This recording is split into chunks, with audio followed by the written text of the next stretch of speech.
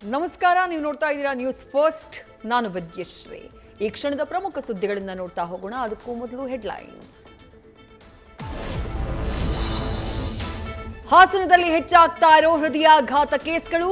ಮಾಜಿ ಸಚಿವ ಎಚ್.ಡಿ. ರೇವಣ್ಣ ನೇತೃತ್ವದಲ್ಲಿ ಹಾಸನ ಶಾಸಕರು ಹಿಂಸೆ ಹಿರಿಯ ವೈದ್ಯಾಧಿಕಾರಿಗಳ ಜೊತೆ ಸಭೆ.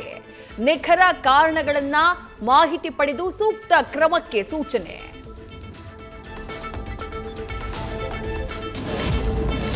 ಸರಣಿ ಹೃದಯಾಘಾತಗಳಿಂದ ಜನರಲ್ಲಿ ಹೆಚ್ಚಿದ ಆತಂಕ. ಆಸ್ಪತ್ರೆಗಳತ್ತ ದೌಡಾಯಿಸ್ತಾ ಇರೋ ಜನರ ದಂಡು. ಮೈಸೂರಿನ ಜಯದೇವ ಆಸ್ಪತ್ರೆಯಲ್ಲಿ ಬೆಳಗ್ಗೆ 6 ಗಂಟೆಯಿಂದಾನೇ ಕ್ಯೂ ನಿಂತಿರೋ ಜನ.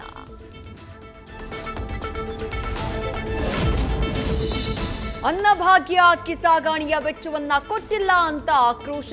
ಸರ್ಕಾರದ ವಿರುದ್ಧ ಲಾರಿ ಚಾಲಕರಿಂದ ಮುಷ್ಕರ. ಪಡಿತರ ಅಂಗಡಿಗಳಿಗೂ ಆಹಾರ ಸಾಗಾಣೆ ಸ್ಥಗಿತ. ಸರ್ಕಾರ ದಿವಾಳಿಯಾಗಿದೆ ಎಂದ ಬಿಎಸ್ವೈ. ಬಡವರು ಸಾಮಾನ್ಯರಿಗೆ ಈ ಸರ್ಕಾರ ಶಾಪ ಅಂತ ಟೀಕಿಸಿದ ಬಿವೈ ವಿಜಯೇಂದ್ರ.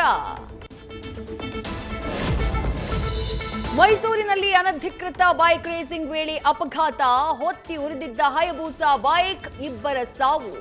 ಸಿಸಿಟಿವಿಯಲ್ಲಿ ಭೀಕರ ದೃಶ್ಯ ಸೆರೆ. ನ್ಯೂಸ್ ಫಸ್ಟ್ಗೆ ಲಭ್ಯ.